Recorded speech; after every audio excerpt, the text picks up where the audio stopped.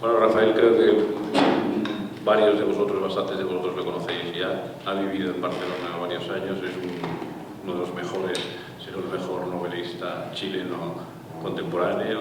Ha escrito unas novelas autobiográficas, falsamente autobiográficas, y también novelas de ficción pura, que aquí han tenido su eco, su repercusión. A mí me ha gustado siempre mucho. He leído no toda su obra, pero buena parte de ella. Creo que fue su primer éxito, la autobiografía Prematura. El año pasado hace unos años leí una novela muy buena, se llamaba La deuda, creo, que hablaba sobre las realidades económicas, sobre el sentido de la culpa, etcétera, que no sé por qué no tuvo tanto éxito como otros libros tuyos, como por ejemplo el que publicaste el año pasado en la Universidad Diego Portales sobre su abuela, una especie de autobiografía sobre su abuela. Ya últimamente, hacía unos meses, pero se presentó ya en Barcelona, pero he aprovechado hemos aprovechado aquí en el CLAC que ha venido a pasar unos días, pues para refrescaros la última novela suya, que es Milagro en Haití, y para que Rafael, que es una persona, un literato puro, pero también un profesor, un periodista radiofónico y una persona interesada desde el principio en la política, nos hable un poco desde fuera, pero con conocimiento de causa, también de cómo ve él, cómo ha visto esto, cuál fue su experiencia aquí en Barcelona, y le haré algunas preguntas sobre este asunto, sobre cómo se ve, digamos, este fenómeno en el cual a veces estamos tan metidos que nos cuesta, que nos va muy bien precisamente la mirada desde fuera de un observador atinado, agudo. Pero como básicamente Rafael, aparte de persona interesada en la política, es también un literato, yo le he dicho que a ver si podía, para empezar el acto, para empezar la conversación, leer por lo menos, aunque él es un poco reacio, leer un poco, por lo menos un folio, una página, unos párrafos, para que veáis, los que no lo conozcáis bien, cuál es su estilo y cuál es el estilo concretamente de esta novela, que es una novela técnicamente muy curiosa, a base de monólogo interior y de diálogo, y una situación que prácticamente hasta el final, por supuesto con flashbacks y con vueltas hacia atrás, sucede prácticamente toda ella sucede en una habitación de una clínica en Haití, y es una conversación básicamente entre dos mujeres. ¿Podrías quizá leer algo, Rafael? Bueno, si supiera leer no escribiría. Se llegaba a que le hicieran entrevistas. Decías que soy un escritor por escrito, decías. No quería. No, a mí me encanta hablar y dar entrevistas, pero leer me cuesta mucho. De hecho, soy disléxico, así que siempre leo mal y me equivoco muchas veces en lo que leo. Y claro, no he cogido ninguna parte especial, pero podría ir al azar, buscar cualquier página y tratar de leer algo. Eso sobre todo, la luz debajo de la puerta, la luz estricta debajo de la puerta, permanente, sin desmayo, la luz sin salida, la raya que duele, el fin no sabe de qué o de quién, como sus silbidos de ultrasonidos que indignan a los perros, los violines que se acercan en las películas, los pasos en el corredor, la siesta en el campo del tío Ernesto y la tía Nena, todos los niños durmiendo obligados en la siesta en esa pieza gigante de que cuelgan bolsas de plástico llenas de agua para engañar a las moscas, sin saber que Carmen no duerme, que no duerme Lucía, que no duerme Alfonso, que no duerme Alberto, los hermanos parados, murmurando en secreto en su idioma, uno que inventan, que olvidan para soportar el cautiverio. Dispuesto a tatuarse un número o un nombre para no perderse el universo de tardes con queso fresco que se seca y primos que azotan hormigueros. Se dice gracias en la lección a los tíos cuando reciben el pan con queso. Pero ellos no dicen eso. Ellos no necesitan nada de lo que se les da. Ellos no pueden vivir solo por toda la eternidad. Y las ganas también de que se queme todo una vez. El techo, la bodega, el pasillo, y ver el incendio desde la orilla del lago, ese lago que mata a un niño cada verano. Su vida entera consistió en arrancar de gente que los quiere adoptar, porque sin pensarlo dos veces, el papá y la mamá lo depositaban aquí a fines de diciembre, cuando sonriendo jugaban a quedarse 2 días para irse abrazados, los dos apenas podían. Lo van a pasar regio, niños, es el campo, es Chile, tienen que conocer a su país, niños, y a sus primos. No escriban, no llamen. Cuando estén listos, los vamos a venir a buscar. Sus sombras siempre juntas se van alejando hacia el final del camino de entrada al fondo. Carmen y su hermano se despiden moviendo las palmas hasta que no quede duda de que sus padres no se van a arrepentir, de que es verdad, que lo dejaron aquí para siempre. Todo el verano, el interminable verano. El tiempo que no pasa, que no corre, que no llega, que nunca se va. El carnero muerto sobre el pasto quemado, al que arrancan los ojos los peucos. El borracho que mataron a la salida del bosque con su propia hacha. El niño estrangulado por su propia cordón umbilical. La inquilina que llega llorando porque su marido le acaba de cruzar la cara con la fusta. Los aperos, las monturas, las espuelas, los rabiosos hocicos de los caballos encerrados en el establo, que saben que esto es una cárcel. El odio en sus ojos espantados, la gana de morderse como en la Guernica de Picasso. Los caballos que se odian y saber ni siquiera que se odian, furiosos por ser acorralados, incendiados de nacimientos. El vapor del aliento, sus ojos terribles, sus dientes que quieren morder el cielo. No mueran los caballos. Ya pues, mijita, suban más. Suba, no sea cobarde, esos músculos palpitantes, el trono de sangre, la respiración bajo sus piernas, las sensaciones horribles de depender de algo que se desboca, de repente, que corre por el prado recién trillado. Bien, Carmencita, pegue las piernas al caballo bien fuerte, y los árboles temblando, y las piedras vuelan a su paso, y sus costillas rebotando, y la respiración que se corta, la luz ametrallada hasta el final del campo, porque no espera, no sabe, no quiere detener el caballo, espera simplemente que se agote, que lo dé más, o la deje caer. Las riendas, Carmen, para atrás las riendas. No puedo, tío, no me hace caso. Suelta las riendas, alza las manos, abre la boca, cierra los ojos, pero sigue cabalgando más fuerte, hasta que algo se suelta. Es el aire que se respira con los ojos abiertos, el brazo que estira para que la saquen de ahí, el murmullo con el que se queja para que sepan que no se ha movido, que no está muerta, que no ha desaparecido todavía, su cuerpo que vuela lejos de la montura, que se posa en el aire, que se estira en la nada hasta que con la misma sencilla tranquilidad cae, rasguños de puma en el celo, naranjo todo el pasto, seco, su cabeza contra las piedras, la sangre salpicando a todo lo que se acercan, como una fuente infinita de agua, la sangre que riega el mundo para siempre. No sé si se entendió algo, pero... ¿Por qué has elegido precisamente estas páginas al azar? Más o menos, bueno, es el momento en que el personaje muere, porque esta novela hay un personaje que muere y resucita. Hay una muerte real y concreta, el personaje está bajo un coma y tiene un momento en que muere y luego resucita, y este es el momento especial donde ella muere, ella no es consciente de su muerte porque está inconsciente, y ese momento. Para los que... Toda la novela. Para los que no, voy a hacer un breve resumen, si se parece. La novela, para los que no la hayan leído, cuenta la historia de una señora chilena de buena sociedad, de la alta sociedad, que se va a hacer una operación de estética fallida o que acaba mal en nada menos que en Haití, donde traba una relación bastante intensa con una señora más, digamos, una especie de ayudante, de sirvienta, que le hace compañía y con la cual mantienen permanentemente una conversación a lo largo de toda la novela, hasta que se produce en el desenlace la escena para acabar, a la que hace referencia el título, es decir, realmente una especie de milagro en Haití. Este es el resumen argumental de la novela, pero técnicamente, a pesar de que se lee con una gran fluidez, con una gran facilidad, técnicamente es un poco es compleja, ¿no es así? ¿Qué era lo que pretendías, si puedes comentárnoslo, al escribir esta novela, que es bastante diferente de las otras? Claro, yo pretendía hacer un poco las novelas que cuando empecé yo a escribir, a finales de los años 80, en las escuelas de literatura te daban a leer este tipo de novelas como, La muerte de Artemio Cruz, Junta Cadáveres de Onetti, El otoño del patriarca, Alejo Carpentier, ese tipo de novelas yo las leí con placer, pero conscientemente me alejé siempre de ese tipo de paradigma, y cuando escribí esta novela dije voy a escribir una novela como eso, de ese tipo de novelas que eran Benetti, tipo de novela como del subconsciente.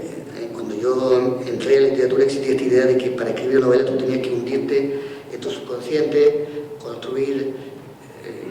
la figura en Chile era la de Donoso, pero todos los países tienen una figura como esa, que era construir tu monstruo y desde el subconsciente construir una novela que fuese como la respiración de un otro, digamos. Y esta fue un poco la idea.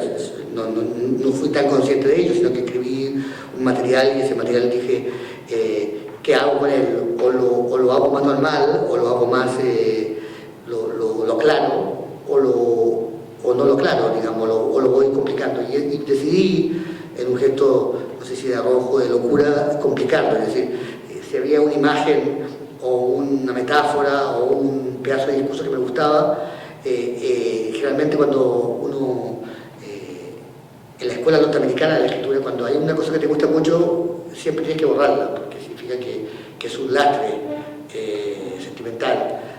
Y esta vez yo decidí, no, mira, si esto me gusta mucho, voy a hacer que la trama de la novela vaya por donde a mí me gusta que por esta imagen. Fue un poco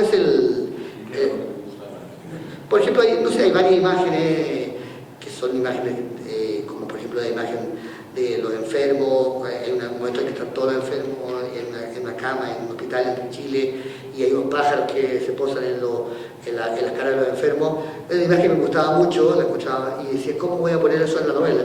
Y me moví para que la novela pasara por ahí y no... Entonces era ese un poco el gesto, digamos, que era de alguna forma algo que si yo fuera profesor de alumnos le diría que no hiciera nunca, que concederse, como regalarse a sí mismo, esto me gusta, entonces lo voy a poner, aunque no... Y la novela así se armó. Así que hubo un gesto consciente como de volver a ese tipo de novela, por supuesto que no se parece nada a la novela del boom, que en Chile, en América Latina es el parámetro, digamos. La novela del boom es una novela en que el subconsciente tiene más importancia que la conciencia, o algo parecido a ello, digamos. Y como Haití me permitía esta excusa, porque claro, ahí cualquier imagen alucinada y surrealista que yo podía inventar era simplemente documental, porque el lugar es demencial. Pues yo dije, ya voy a usar un poco este recurso. También mucho, es que en Chile decir eso es muy feo, no lo puedo decir aquí porque estoy en Barcelona, pero a mí la poesía siempre me gustó mucho y me orientó mucho, pero en Chile no se puede ser poeta porque hay una cantidad de poetas, es una escuela, digamos, es un mundo. Yo no voy a permitirme ser parte de los poetas chilenos. Entonces, aquí, en esta novela sí, muchas veces me guié como de manera como los poetas se guían, digamos. Esto me suena bien, por ahí voy, por aquí, esto va bien, esta imagen me gusta, y no tanto por la lógica narrativa, hasta que al final tuve que encontrarle una forma, y esa forma me la concedió el hecho de que durante estos últimos años me he dedicado mucho a la dramaturgia, al teatro. Entonces le busqué una forma dramatúrgica y se salvó todo. Más o menos, no sé. Una pregunta un poco tópica, pero tanto esta como tu anterior libro son las voces a mujeres, ¿no? Y mujeres bastante especiales. El último era una historia de tu abuela, por decirlo así, que es una personalidad, como toda la familia de Mucio, que tiene una cierta trascendencia, una cierta importancia política y social ahí en Chile. Y ahora son dos mujeres y también cada una es bastante peculiar.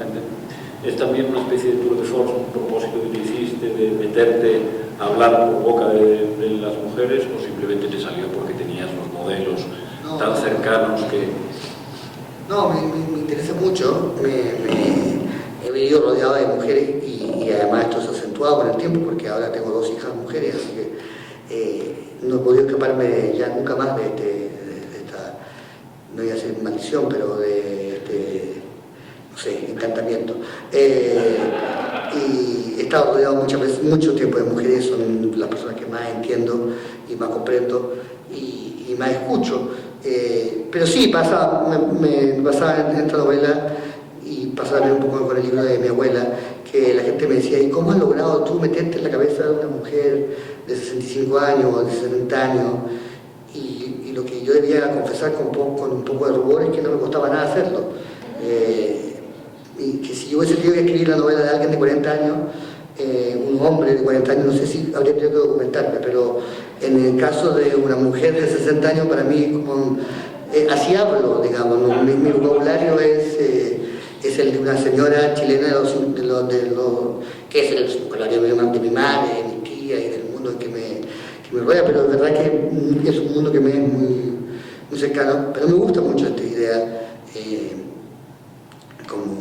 como de hablar por boca de otro. Siempre sí, una de mis obsesiones, porque como mi primer libro más o menos exitoso fue Nuevas Criaturas, que era un libro muy en primera persona, con la Nueva Criatura. Mi obsesión hace muchos años era, yo quiero hacer un libro en que no sea yo el protagonista, en que no sea yo el que hable, en que haya más de un yo. Esa ha sido porque claro, para mí justo la prueba de fuerza de un novelista es esa, digamos. Muchos escritores que yo admiro no son novelistas y no son capaces de hacer otra cosa que escribir del yo, y son muy buenos escritores igual. No creo que todos los escritores puedan tener la obligación de escribir con más de una voz o tener más de una voz, pero yo siempre sentí que tenía la capacidad y todo el mundo me decía, no, tú no puedes, no, tú bien, tranquilo, sigue escribiendo sobre tu yo, desde el yo, porque tu yo es simpático y particular, entonces ¿para qué vas a hacer esfuerzo y contractura? Pero yo sentí que tenía la capacidad de hacer esto, y bueno, mi única forma de pasar del yo fue pasar hacia mi madre o hacia mi abuela, tampoco podía ir más lejos. No voy a estar hablando de un pescador en la Antilla, porque no conozco. Y sí, las mujeres han sido como para mí muy... Es que he tenido siempre yo la mala suerte de escucharlas, que ha sido muy bueno, porque las mujeres adoran ser escuchadas, pero no tanto. Yo he escuchado mucho y además empecé a beber alcohol muy tarde, entonces escuchaba y además me acordaba. Y eso sí que es grave, entonces claro, tengo muy anotadas cosas. Claro, y esta especie de lenguaje de la mujer chilena de 65 años, que es una marca muy rara, porque es una mujer que goza de todos los privilegios de una época, pero que no vive en esa época, digamos. Es alguien que vive en una transición, porque tiene todos los privilegios en el lenguaje, pero no tiene ningún privilegio real. Me parece riquísimo como orden semántico, como lenguaje. Es alguien que habla desde un territorio que no existe, de un mundo que ya no pertenece, y me parece que era literariamente muy rico, y por eso me quedé ahí. Ya prometo que la próxima vez ya volveré, el próximo personaje sea travesti. ¿Un compromiso que has hecho a la... No, travesti no. Pero es curioso porque tanto la personaje de la abuela del anterior libro como esta señora, sin ser personaje, sin ser objetivamente muy simpáticos, digamos, tienen unos rasgos de carácter que los hacen francamente desagradables. Sin embargo, consiguen también tener, quizá debido a la autenticidad con que están pintados, con que están elaborados, consiguen hacerse entrañables para el lector a pesar de esos efectos o vicios, incluso de esa soberbia que exhiben continuamente, ¿no? Yo tengo un problema, es que a mí me encantan los defectos de la gente. Me resulta como... soy un gran coleccionista de defectos de las personas, los defectos asumidos, digamos, los defectos vividos, las exageraciones de las personas, me resulta siempre encantadores. Entonces muchas veces me ha pasado que me dicen, pero este personaje es totalmente insoportable o totalmente insufrible. A mí no me resulta para nada. Es decir, la idea de que un personaje tiene que ser querible es algo que nunca lo he entendido, porque yo no quiero a la gente por sus cualidades, digamos, quiero a la gente por su a mí me gusta mucho en las personas lo que no pueden evitar, digamos, sus exageraciones, como una y otra vez caen en la misma piedra. Eso me resulta muy querible en las personas. No tengo Claro, las personas que sí pueden evitarse los problemas no me interesan nada. La gente que sí puede decir lo correcto en el momento correcto, simplemente no me interesa nada. ¿No? Entonces, claro, yo siempre he tenido problemas. Pero creo que sí, en estos últimos 2 libros, como que he desertado, me he quitado un velo que tenía, que era como una cosa como alemana, digamos, de distancia, ¿no? Ya creo que he dejado un poco la distancia y soy más cercano con los personajes y los dejo ser más ellos y ser más sentimentales, un poquito me he ido como desposeyendo del poder, digamos, de controlar un poco, no sé cuánto. Luego, si queréis, si alguien quiere preguntar algo sobre la novela, sobre la idea de la narrativa que tiene Rafael, un pequeño turno de palabras. Pero ahora, si te parece, hablamos un poco también de la política, porque tú eres de los escritores que aquí, bueno, hay de los 2 tipos, pero tú eres de los escritores que están interesados en política, que no encuentran que opinar sobre política, desengáñame si me estoy equivocando, opinar sobre política, o intervenir en política, o escribir incluso sobre política, vaya en detrimento de la naturaleza literaria, de la figura misma del escritor, sino que al revés, yo creo que te has... creo que leí una entrevista, vi una cosa que tú decías que al principio, que no has sido político porque tu abuelo era padre de tu abuelo, ¿no? Es decir, que tú te pasaste a la literatura, pero la política ha sido muy importante para ti siempre, por supuesto, porque desde el principio eras un exiliado como niño, ¿no? En París, ¿no? 3 años, cosas así. Claro, lo que decía en esta entrevista es cierto, que yo igual, en mi familia la política es como una especie de obligación familiar, digamos, todo una especie como que algunas familias se dedican a la pescadería y la mía se dedicó a la política. Y yo, claro, decidí la literatura un poco como para escapar de ese destino. Y luego me encontré con la sorpresa, no del todo sorpresiva, digamos, de que la literatura me ha obligado a volver a la política por otros medios. Y en Chile yo soy un comentarista político, es decir, hablo en la radio, vivo de comentar la política. ¿Cada día en la radio? Sí, todos los días. Bueno, en febrero no, pero el resto del año sí.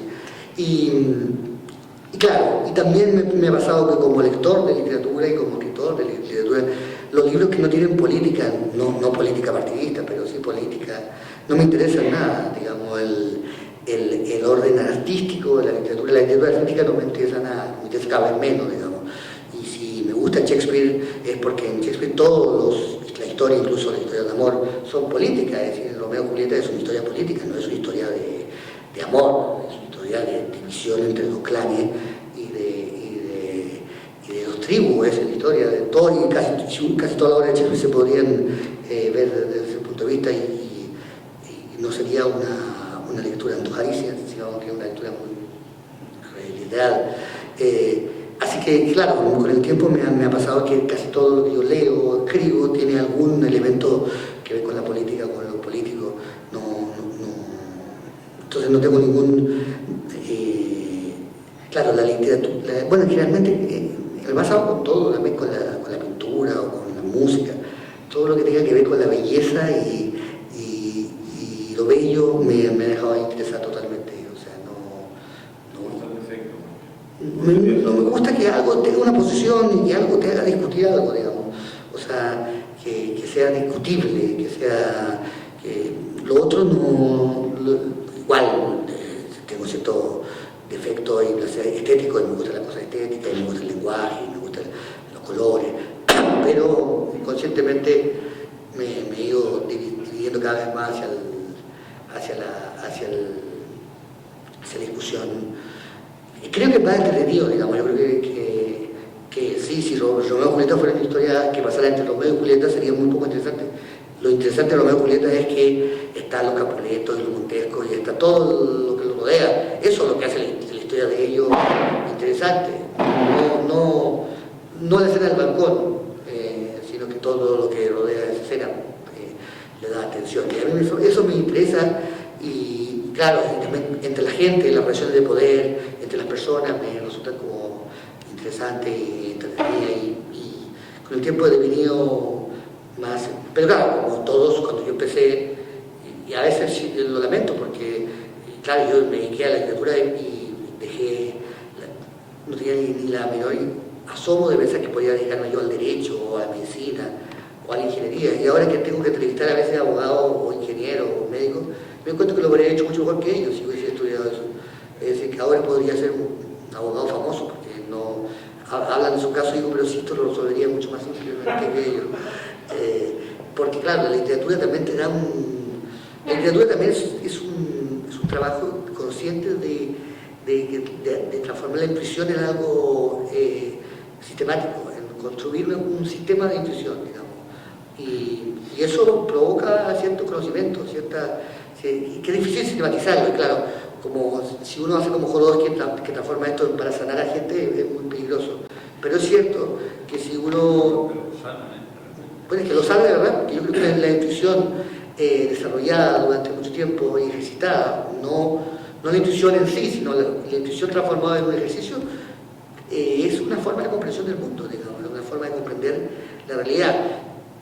Lo que pasa es que lo honesto es decir, bueno, es solo, tiene un límite, no es igual que el conocimiento científico, pero es un tipo de conocimiento y que a mí me interesaba. ¿Te llamó la atención cuando llegaste aquí, te conocí hace algunos años, cuando apareciste por Barcelona, donde viviste 4 años, ¿te llamó la atención que el hecho de que buena parte, digamos, del estamento intelectual se mantuviese alejado como algo que manchaba de la política, de que no quisieran? ¿Te llamó la atención o es algo que sucede también, perdona mi ignorancia, como sur, en Sudamérica y tal? Es decir, que dilucidándose como se estaban empezando a dilucidar situaciones conflictivas a las que llegamos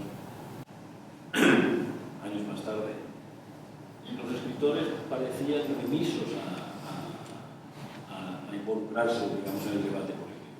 Es una cosa que a mí me parece que es muy barcelonesa, que no pasa tanto en Madrid, pero no sé si es lo mismo en Sudamérica y en otras partes. Que lo que pasa es que hay un problema cronológico muy complejo de explicar, digamos. Mi generación, a la que yo pertenezco, es la primera generación de la transición. Sería aquí la generación de Cebrián, digamos, esa es mi generación. La generación de los hijos de la dictadura, que a quienes fueron premiados, no habiendo hecho nada particularmente heroico en la época de Franco, pero que fuimos premiados con conseguir todo el poder y todo esa fue mi generación. Entonces, el tema de la política o la no política de mi generación no se planteaba así, se planteaba como algo inevitable, pero también como una especie de gran...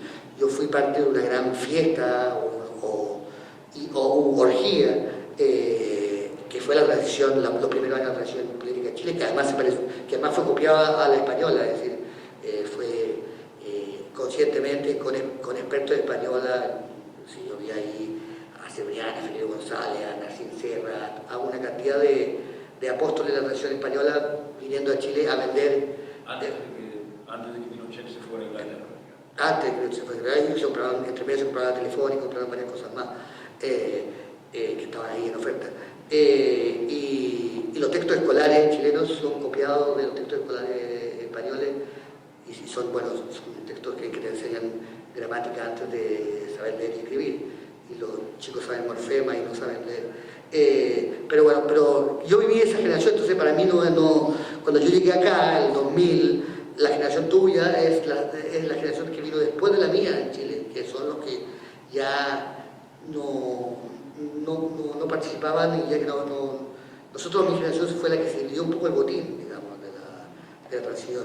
Pasó un poco lo que pasó, un poco parecido a lo que pasó en España, en que la generación de los que lucharon contra Franco fue castigada, y una generación nueva, que era la mía, que ni estuvo en contra ni estuvo a favor, sino que era muy joven, y que fue la que recibió un poco el bulto. Pero sí, a mí me impresionó mucho, y me sigue impresionando, digamos, pero también existe en la América Latina,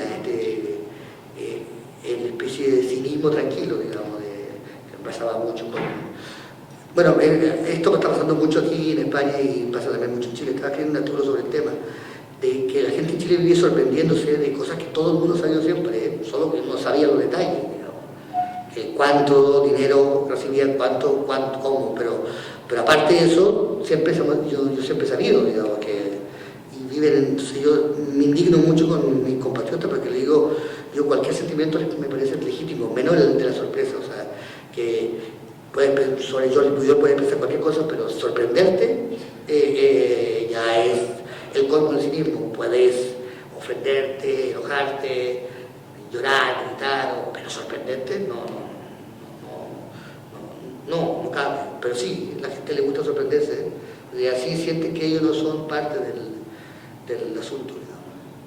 Lo de Casablanca, que escándalo, que se roba, ¿no? Policía que sabe que no está sobando.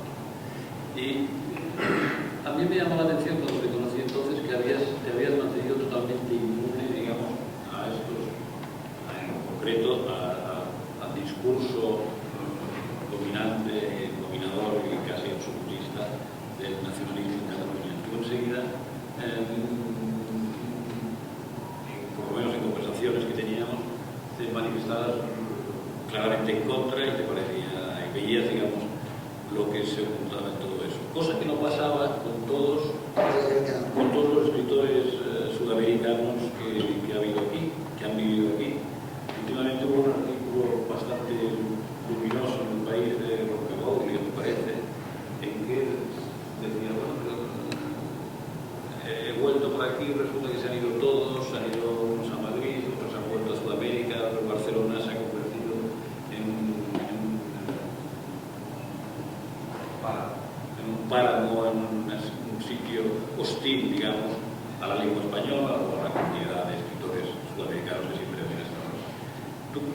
¿Fue precisamente gracias a la lengua o por culpa de la lengua que te mantuviste desde el principio inmune o viste algo inmediatamente que te pareció desagradable? Pero ahora estamos en el CLAC y este es un tema que nos interesa mucho. Mira, bueno, hay dos cosas. Primero, yo soy totalmente alérgico al nacionalismo en general, en todas sus formas. Para mí es la única doctrina intrínsecamente perversa, digamos, como diría nuestra Santa Madre Iglesia siempre dijo que el marxismo era intrínsecamente perverso. A mí no me parece intrínsecamente perverso, me parece que algunas manifestaciones del marxismo son perversas, otras no tanto, y desde el punto de vista de un cristiano, el marxismo puede tener sus cosas buenas y cosas malas, como el liberalismo, como cualquier opinión, digamos, tiene cosas buenas y cosas malas. Creo que la única opinión que no tiene nunca nada bueno es el nacionalismo, que es una doctrina absolutamente incomprensible que se podría llamar narcisismo colectivo, y una contradicción en los hechos, porque el narcisismo siempre es individual, es decir, es el hombre que se mira al espejo y se enamora de sí mismo. ¿Cómo va a haber 10 personas que se están mirando al espejo y se enamoran de sí mismos al mismo tiempo? Es muy complejo. Es una doctrina que yo no tengo ninguna creencia original. Luego soy bastante patriota, me gustan mucho los símbolos patrios y todo eso, no tengo ningún problema con eso, me gusta la bandera de cualquier especie. Pero el nacionalismo es algo que me provoca un gesto vomitivo expreso por eso mismo, porque cuando uno es narciso como yo, no, cuando uno es ególatra, yo no soy narciso, yo soy ególatra, los ególatras odiamos a los narcisos. El ególatra se basa en la idea de que todo el mundo gira en torno a mí, pero yo soy igual que los demás, tengo los mismos defectos y cualidades que todo el resto, solo que soy más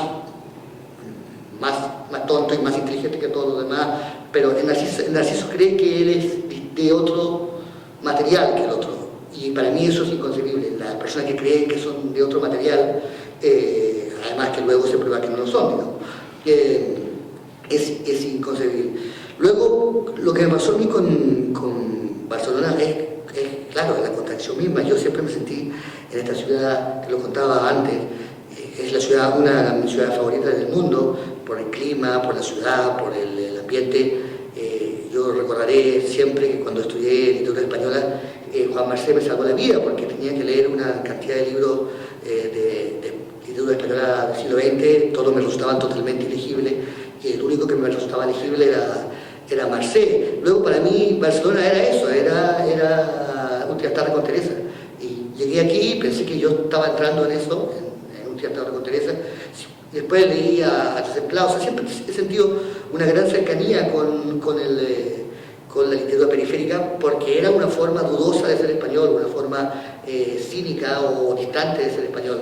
Y esa me parecía la única forma de ser español, la forma entusiasta de ser español, la forma rimbombante de ser español me resultaba doblemente insoportable, viniendo de América Latina por lo demás. Sin embargo, cuando se transformó en otra cosa, en la forma segura de ser catalán, pues nunca me sentí integrado, ni mucho menos. Luego, claro, el nacionalismo, que parece siempre el nacionalismo parece algo como muy nuevo y muy propio. Eso, la base del nacionalismo es la idea de que todo lo que pasa aquí es muy propio y muy particular, y es un guión totalmente pauteado en distintas partes del mundo con pasos uno tras otro. Entonces, claro, con un poco de estudio de historia y conocimiento de ciertos lugares del mundo, yo veía esto y decía, pero esto no tiene nada ni de original, ni de nuevo, ni de llamativo. Y debo decir, y debo agradecer también un poco en esto a Chile, porque nosotros tenemos muchos defectos, los chilenos, algunos inconcebibles, pero uno de los defectos que no tenemos es ser demasiado nacionalistas. Somos muy patriotas y muy particulares, hablamos, pero no somos muy nacionalistas. Y tuvimos una gran suerte, fíjate que cuando Chile se dividió en dos, Chile está dividido hasta el día de hoy en dos, los que estuvieron con Pinochet y los que estuvieron en contra. Esa división es totalmente sempiterna, y a pesar de que los años han pasado y las generaciones han pasado, la división sigue igual. Ambos grupos usaban los mismos símbolos, usaban las mismas canciones, usaban la misma bandera. Nunca hubo esta división, porque Pinochet no fue nunca, como muchos le pidieron que fuera, un dictador nacionalista. Es decir, él empezó siéndolo y fue apoyado, pero muy luego se transformó en un mercachifle internacional y no le interesaba mucho el nacionalismo. Claro, no existe Perón, no existe un Perón, no existe Videla, no existió, ¿cómo se llama el brasileño? Getúlio Vargas. Tuvimos un dictador nacionalista del tipo Mussolini, Perón, pero era callado, no le gustaba hablar, era tímido. ¿Se puede imaginar que un dictador tipo Mussolini, que no le gusta hablar, no funcionó mucho y no llegó muy lejos? Entonces, claro, no tenemos ese problema. Las peleas en Chile son generalmente políticas, son ideológicas. Es decir, el Partido Comunista chileno es un partido comunista que es comunista, y el Partido Socialista es socialista, y el partido de derecha es de derecha, y las peleas son y más un poquito, bueno, ya con la ideología que existe hoy en día, digamos, hoy en día esto ya, pero no existe esta idea como de que mi partido político es como el Barça, y yo soy del Barça, y esto es un sentimiento que uno ve mucho en Argentina. Nosotros nos pasa mucho con los argentinos, que vamos a Buenos Aires y vemos el peronismo, y algo que nunca hemos logrado comprender. Yo igual lo envidio, lo encuentro como increíble, es decir, despertar siendo peronista y sentir que todo siempre tiene razón en todo porque eres peronista, es increíble, pero nosotros no tenemos eso. Así que quizás por eso fue que llegué acá y no me contagié, porque además yo llegaba acá y claro, yo venía a este país del pico aparte, o sea, venía como a una especie de, que no existía ya en ese país, evidentemente ya había muerto, que era como una especie de España lejana a la España castiza, con la cual nunca he sentido demasiado cariño. Ahora me contabas que te añoras, o que te añoras de todo en general, pero que te añorabas de Barcelona y tal. Pero sin embargo, ese desfase entre la Barcelona que te creías, la Barcelona que conocías por estos referentes de Marseille, y la que te encontraste aquí, con la que estuviste durante 4 años, ¿te produjo una decepción o al fin y al cabo pasaste bien, escribiste tus libros? No, yo lo pasé increíblemente bien, y algunos de acá son testigos de eso. ¿Recuerdas una vez que dijiste que estuviste a punto de irte a Madrid en vez de Barcelona? No, me fui primero a Madrid, todo el mundo me dijo, no, que no te vayas a Barcelona porque es catalán, te van a joder y no sé qué, no te van a... Y bueno, me fui a Madrid y me resultaba muy ajeno, porque es verdad que para un americano, no sé si quizás estoy generalizando, pero para un latinoamericano, Madrid me resultaba 10 veces más ajeno, me parecía más ajeno que Barcelona, porque resultaba que hablaban en español en Madrid, que significa hablar todas las palabras y pronunciar todas. Yo terminaba después de hablar con gente en Madrid con un problema mandibular muy grave, porque había tenido que decir todas las palabras y esto me agota. Y había que explicarse. Y esta cosa también madrileña, que yo iba a un negocio y decía, veía en la vitrina algo y decía, ¿usted tiene esta lámpara? No. Decía, la vi. Bueno, entonces sí. Esto claro, era un viaje, digamos. Para mí Madrid era como un lugar, me gusta mucho, muy bonito, y tengo muchas relaciones de afecto, pero también era esta cosa cortesana, un poco estéril, digamos, de La Duquesa de Loria, que es una novela de Donoso, un poco eso es lo que sentía yo, digamos. Y iba mucho a Barcelona y para mí Barcelona era muchísimo más comprensible, pero son cosas totalmente absurdas, como por ejemplo que hay un barrio bajo y un barrio alto, como en Chile, de que todo es como un declive, todas esas cosas Y luego, claro, también un problema identitario mío, yo crecí de los 3 a los 14 años en Francia, y cuando yo vivía en París, todo lo que era mediterráneo, todo lo que tenía que ver con el Mediterráneo, sobre todo con Italia, con la idea que tenía yo de Italia, era para mí paradisíaco. Era mi forma de escapar de Francia, y los franceses, mi mamá además era muy racista, consideraba que todas las personas de rubia o de ojos azules eran inferiores. Ella consideraba que solo la gente de tipo latino era superior racialmente, pero tiene un racismo físico, digamos. Estaba con un hombre pelirrojo y me decía, mira el olor que tiene, como el olor que deja en la almohada. Bueno, lo mismo, pero el hecho es que para mí todo lo que tuviera que ver con Italia o con el sur era paradisíaco.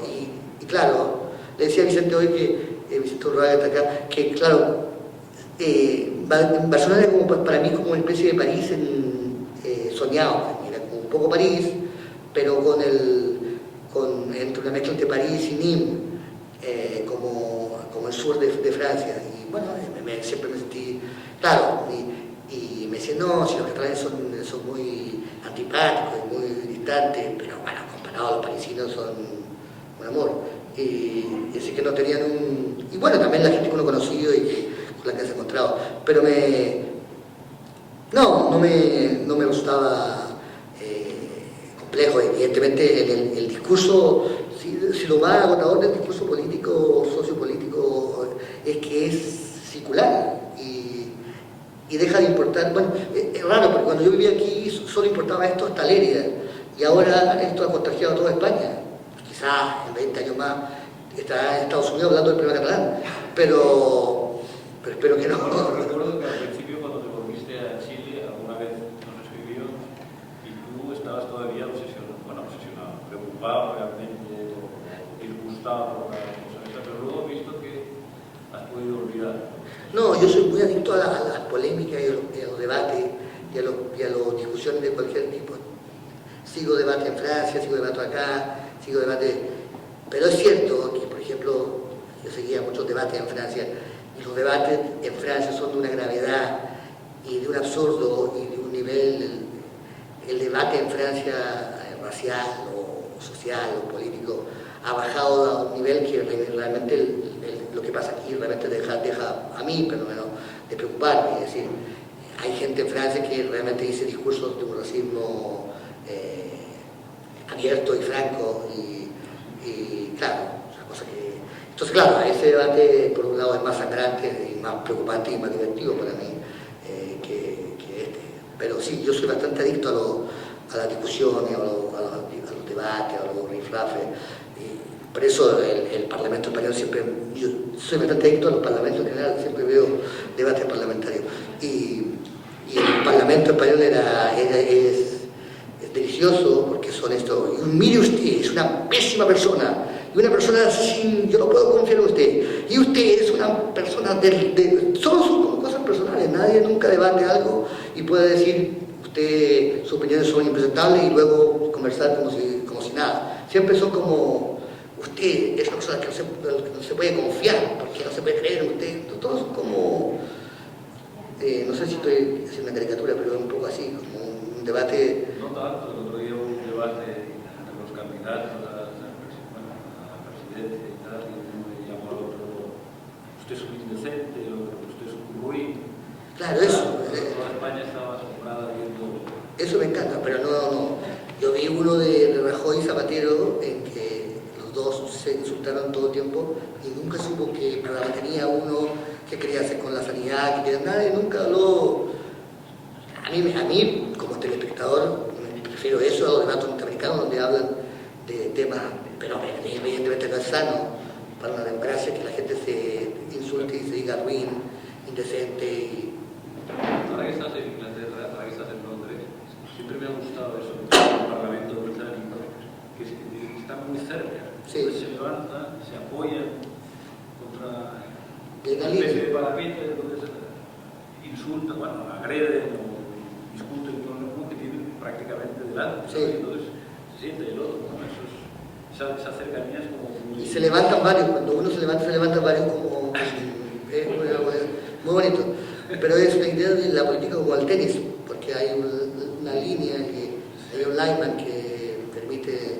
Sí, es otra política completamente... Pero claro, en cierto sentido la política española para un sudamericano es muy reconocible, son muchas cosas que tienen mucho que ver con cosas nuestras y no las mejores, digamos, no nuestras características más entrañables, pero sí, son muy parecidas. Bueno, muy bien. No sé si alguien tiene alguna intención de hacer alguna pregunta. El señor Gumucio dispuesto a hablar de lo que sea. No soy el preguntador de lo que sea. Si tenéis alguna cuestión. Por favor, no atrévanse, Ricardo.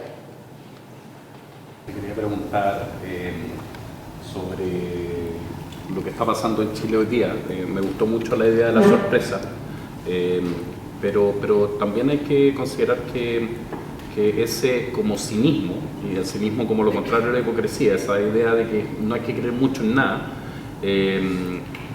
también nos ha hecho mal. O sea, durante mucho tiempo ha estado la idea que las cosas funcionan así, es el peso de la noche, siempre ha sido así, mañana voy a volver a trabajar, etcétera. Y ese como descreimiento ahora muestra que la gente hizo una especie de festín a partir de el poco interés público en controlar cómo funcionan los tipos que tienen el poder.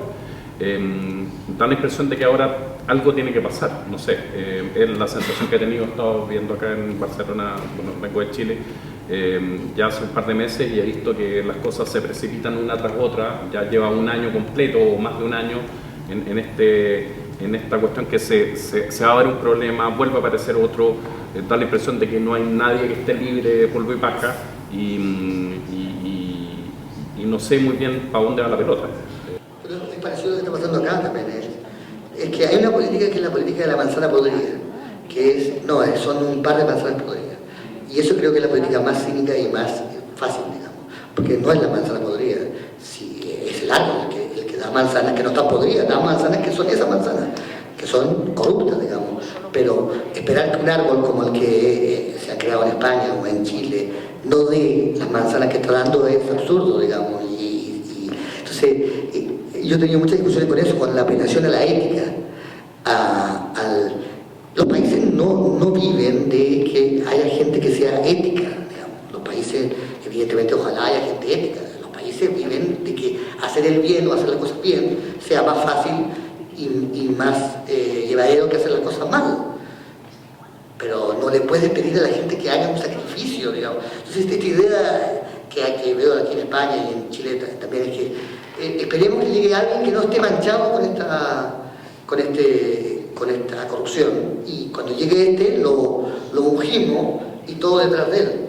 Todo esto para no darnos cuenta de que todos, por lo menos no sé aquí en España, pero todos en Chile somos parte de esta corrupción. Esta novela, La deuda, que no tuvo mucho éxito en Chile, no tuvo mucho éxito en gran parte, yo creo, porque habla de esto, digamos, del hecho de que no es una elección moral hacer las cosas bien o hacer las cosas mal. Por supuesto que podrías tú aislarte y hacer las cosas bien, pero ¿qué significa aislarse? En política en Chile, o tú te aislabas, como el Partido Comunista, y ibas a buscar plata a Venezuela o a Cuba, o eras parte de un sistema corrupto financiado por la empresa privada. Esa era la elección moral. No había otra elección moral. Decir que había otra elección moral es mentir, porque no la había, digamos. O estabas dentro de este sistema o estabas fuera.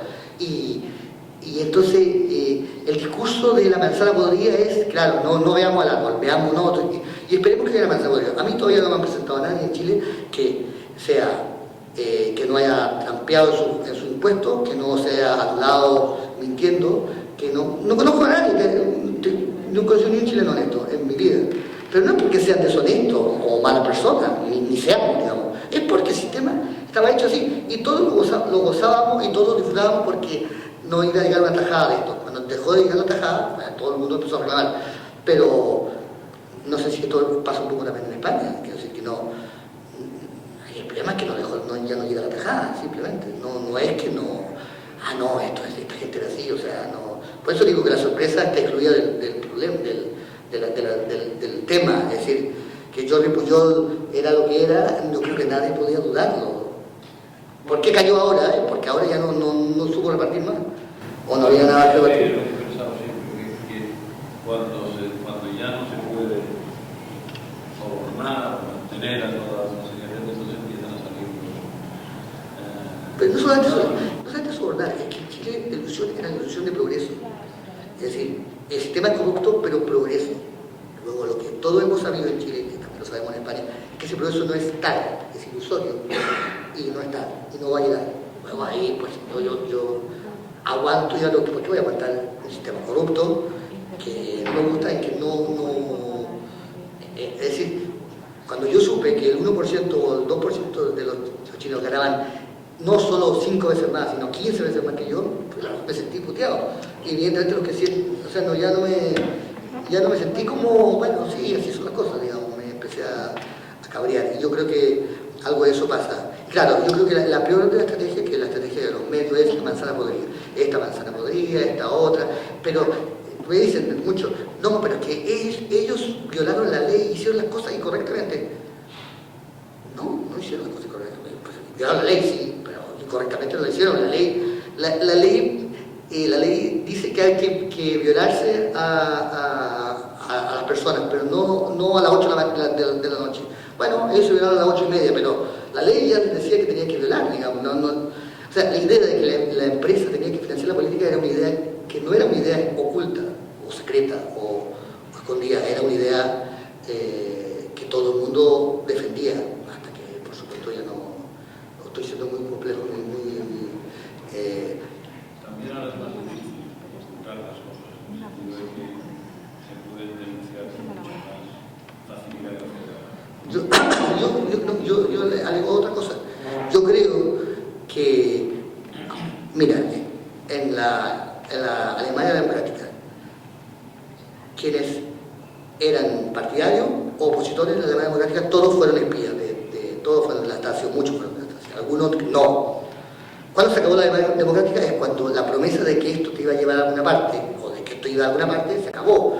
Luego la gente no es que descubrió que lo estaban espiando y que lo tenían, no, ya lo sabían, ya lo vivían todos y podrían haberlo vivido otros 30 años más si la promesa de que esto iba a alguna parte se cumplía. Luego, como ya no había más, empezaron a encontrar que esa opresión horrible de nosotros, incomprensible. Lo que estamos viendo en el mundo es algo parecido.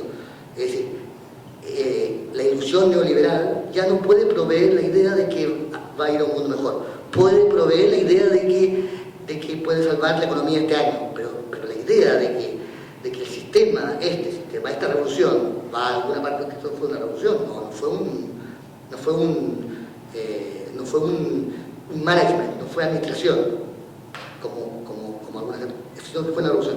Si esa revolución no va a ninguna parte, la gente se transforma en balsero de esta revolución. Y es lo que está pasando un poco en Chile.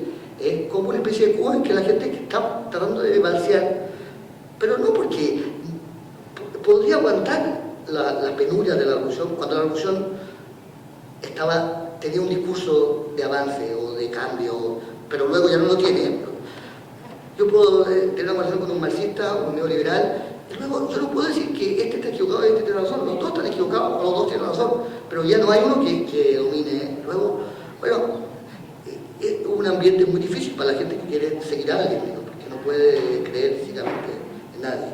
Pero yo creo que ese es el quid del asunto, es decir, que la gente en la Alemania del Este aguantaba cosas que dejó de aguantar, no porque fueron demasiadas, sino porque ya no tenían sentido. Y yo creo que pasa un poco esto. Sí, bueno, el sueño socialdemócrata, por ejemplo, en Europa, como se ha cumplido, como nadie puede tener, no solo se cumple la revolución, sino que salen partidos populistas, salen ideas delirantes, porque ya da igual, nadie cree en ninguna promesa del Estado de una prosperidad o una posibilidad. Sí, pero en Chile no es con el estado de bienestar, al revés, con el estado de malestar. Es que es la promesa de... Bueno, sí, yo lo viví la idea del crecimiento ininterrumpido, de que una vida más líquida, o yo tengo muchos trabajos, he llegado a tener 14 trabajos distintos, todos de tiempo completo, al mismo tiempo, y claro, claro, era así, pero que todo era así, y eso es, pero si yo llevo haciendo 14 trabajos seguidos durante más de 10 años, digo, al final, el año número 11, digo, esto no tiene ningún sentido porque no me va a llevar a ninguna parte. Si no me pongo para un palacio como este, bueno, no tiene ningún... La promesa no se cumplió, entonces luego me desautorizo de las malas prácticas. Muy bien, pues... ¿Sí? Entonces vamos a vacunar más o menos al mismo tiempo. ¿Que tú de Madrid? ¿Tú de Madrid? Bueno, yo de Bruselas. Ah. Que es una ciudad todavía muy disfrutable, como has dicho antes, bastante abierta, pero que ella era probablemente demasiado satisfecha de sí misma, demasiado satisfecha. Y tú publicas un artículo estupendo en Letras Libres, un gran coste para la revista, porque lo que es costó como 300 o 400 suscriptores, que se llama ¿Por qué Barcelona no es Nueva York? Donde hacías un poco ese análisis de por qué Barcelona era menos, porque la propia Barcelona se veía peor. La última vez que estuviste aquí, en este artículo, me dijiste que ahora escribirías un artículo que se titularía ¿Por qué Barcelona no es Barcelona? No, yo creo que ahora... Lo que me gustaría es que nos contaras qué dirías en ese artículo. No, yo ahora escribí un artículo de por qué Nueva York no es Nueva York, que creo que realmente es el tema que importa, porque lo que este artículo fue por Mercedes Casanova, que aquí está una comida y alguien habló de la mujer de Paul Auster, que tiene un nombre que yo no puedo pronunciar, con mucha H, pero una mujer muy inteligente por lo demás. Y vivió ella aquí y ella empezó a hablar un poco de los paralelos que hay entre Barcelona y Nueva York, en el sentido de que una sociedad de clase media, construida por una clase media comercial, empujante, y que había claro, esos paralelos, digamos, no me resultaron a mí convincentes para nada, porque la estatua de Ramón Berenguer no existe en Nueva York. Es decir, la idea de la antigüedad, de la nobleza, del idioma, todo eso es totalmente anti-neoyorquino. Es decir, la idea neoyorquina del mundo y la idea mexicana del mundo es lo que nos une es una constitución y una ley, y todo el resto del discurso identitario es un discurso vacío. Así que, claro, no... Ahora, claro, la última vez que estaba en Barcelona, el ruido de las maletas estas con ruedas hace que ya ni siquiera Barcelona sea Barcelona, ya es una cosa como una especie de cacofonía de maletas que van...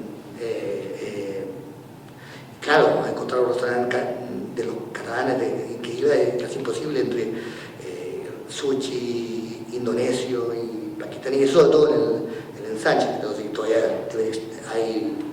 Claro, pero también la pregunta es ¿por qué Nueva York ya no es Nueva York? Que también es una pregunta importante, digamos, esta idea de la ciudad pujante, que nace de una clase media en que uno puede llegar de hacer nada y hacer todo, el pijopartismo, digamos, eso ya no existe tampoco en Nueva York, digamos. En Nueva York está mejor escondido, pero ya quien encontraba que Nueva York era Barcelona es la mujer de Paul Auster, y creo que ahora la hija de Paul Auster también es cantante o escritora, y ya la nieta de Paul Auster, o sea, eso ya es como un mundo ya eso ya es como Barcelona, digamos, la hija de la nieta de Paul Auster está cantando. A mí, claro, a mí no me desagrada para nada, yo escogí Barcelona sabiendo lo que era, a mí toda la Barcelona como de diseño, de moda, es que realmente no la veo, ¿no? Ni siquiera que la ignore, es que no... quizás tengo el ojo mal entrenado, pero seguramente paso por delante de sitios como de diseño y no los veo, no. Para mí nunca fue así, siempre me sentí por eso muy cómodo, no. Siempre huyo de las ciudades que son más bellas que yo, porque me pasa mucho en París que me deprimo porque me encuentro tan feo comparado a la ciudad que no... No, en Londres, bueno, en Santiago me siento perfecto y en Londres también me siento muy bien porque no es el tono. Muy bien, pues si os parece que vamos si nadie quiere preguntar nada, si yo Preferiría que iluminaras la diferencia entre nacionalismo y patriotismo. Sí. Nosotros aquí, nosotros de mi generación, pasamos unos efectos notables del franquismo, fue de desarrollar una alergia hacia todo signo nacional español. La bandera. Yo cuando voy a Chile, como cuando voy a Perú, o cuando voy a Argentina, a Chile, empezando por la letra N, empezando por la celebración de la bandera, por la fiesta nacional de independencia, en la que creo que hasta hace poco era obligatorio ostentar una bandera en las casas. Entonces eso me parece, o sea, lo que yo veo ahora en Cataluña, eso es lo que yo veo allá. También lo veo en Francia. Es decir, que me gustaría, tú has dicho, eres patriota y no eres nacionalista, ¿cómo se podría ser nacionalista en Chile? Con sus peleas con Argentina, con Bolivia, con Perú, ¿cómo se podría ser otra cosa? ¿O es lo mismo patriota y nacionalismo? ¿O cómo se puede diferenciar las dos cosas? Sí, es difícil, y hay una serie de chistes sobre ese tema que le interesaba eso a mí también. Es difícil, claro, yo creo que en algún grado por supuesto que se mezclan, y en Chile hay un cierto grado de nacionalismo, pero claro, Entonces, el nacionalismo chileno no es un nacionalismo. El nacionalismo es una doctrina. ¿Cómo podría ser nacionalista Chile? ¿Cómo podría ser nacionalista Chile?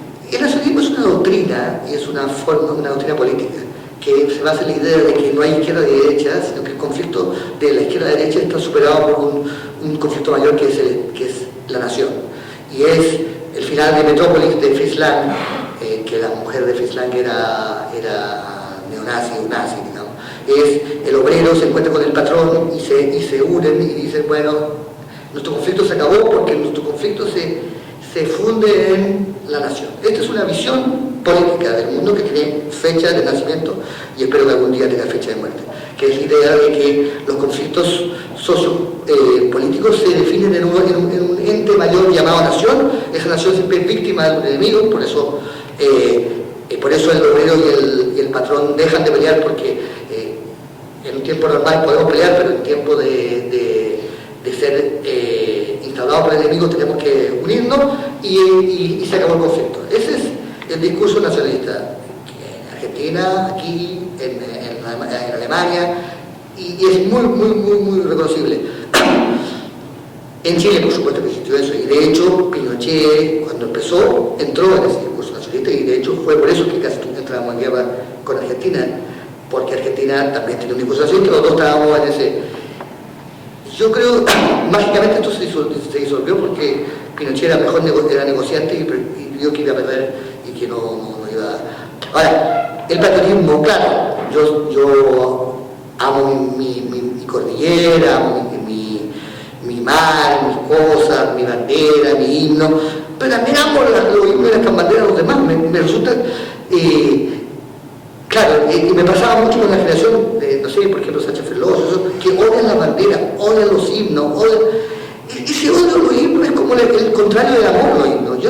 A mí me encantan los himnos, la bandera, de todo el mundo, me gustan más los míos, pero... Si eres un patriota de la ONU, No, me gusta, no sé, resulta que es un sentimiento como muy humano, casi como ancestral, el amor, pero no es un discurso político, no es un discurso ético, no es un discurso, sino que simplemente una creencia como amo a mi mamá.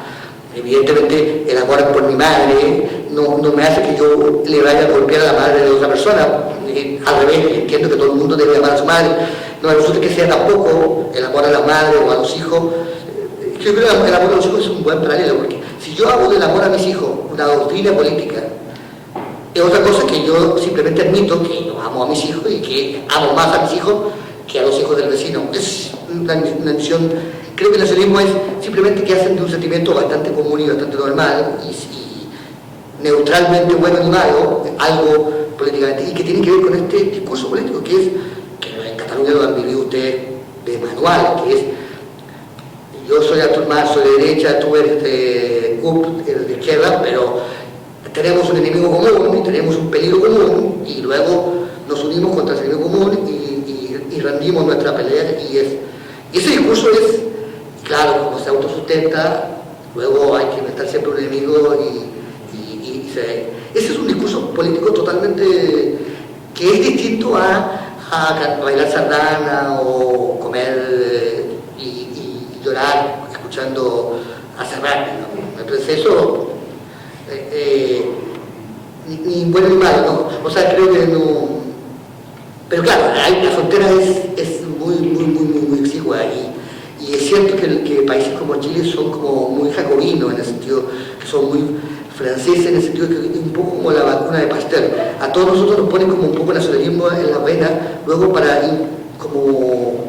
para que no nos infecte demasiado, en el sentido que todo chileno es patriota por esencia, de izquierda, derecha, y como luego nunca son, pero sí, es cierto que es un país, usted hay varios chilenos muy patriotas, pero cuando yo voy a Perú reconozco evidentemente la diferencia entre el patriotismo chileno y el peruano. El peruano es nacionalista, es víctima, siempre con un enemigo encima, siempre con un discurso de honor y un discurso político incomprensible fuera del Perú. El nuestro, somos racistas, xenófobos, todos esos defectos, pero hay un cierto como límite, no sé cuál diría yo, que simplemente es una educación política, en el sentido de no entrar bueno, esto es como el discurso sentimental.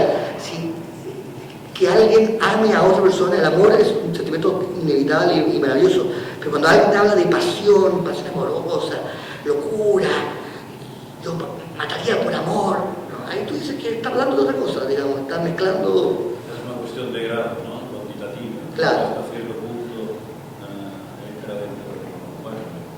Claro, pero yo pienso que tradicional, cuando se convierte en una actitud más activa, más proactiva, más obsesiva, entonces se forma un discurso, es decir, yo tengo mucho problema con la gente que ama a los perros, pero claro, el amor a los perros no lo puedo cuestionar, me parece totalmente incomprensible, yo no lo tengo, pero me parece, bueno, cuando tú me haces de eso un discurso que cubre otras cosas, yo ahí digo, hay un problema. Y claro, pienso que también un poco lo que pasó con la primera creación de las transiciones en España fue eso, fue la reacción frente al franquismo, que era evidentemente un movimiento muy nacionalista, fue de repulsa a eso, y algunos aprovecharon de este vacío de poder, digamos, de esta repugnancia a la bandera española, y luego otros aprovecharon para poner sus banderas y volverse locos.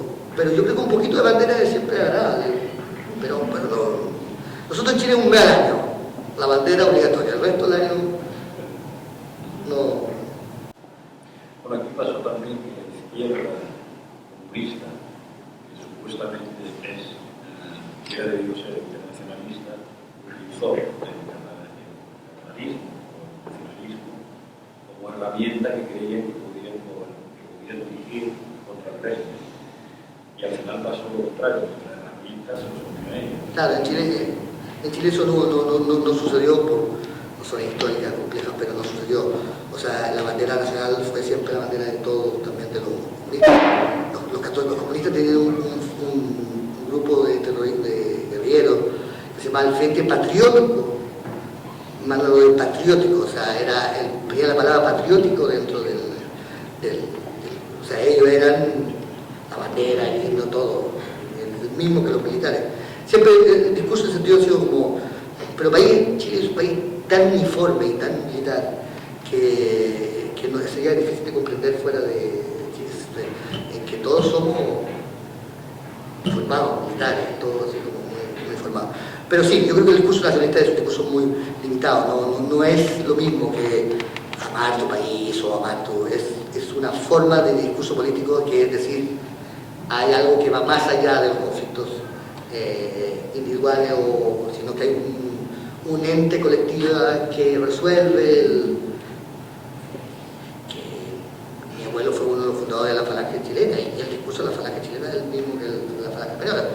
¿Cómo resolvemos el problema entre la izquierda y la derecha? Creemos una tercera vía en que esté resuelto el problema a través de un ente superior. Muy bien, pues muchas gracias.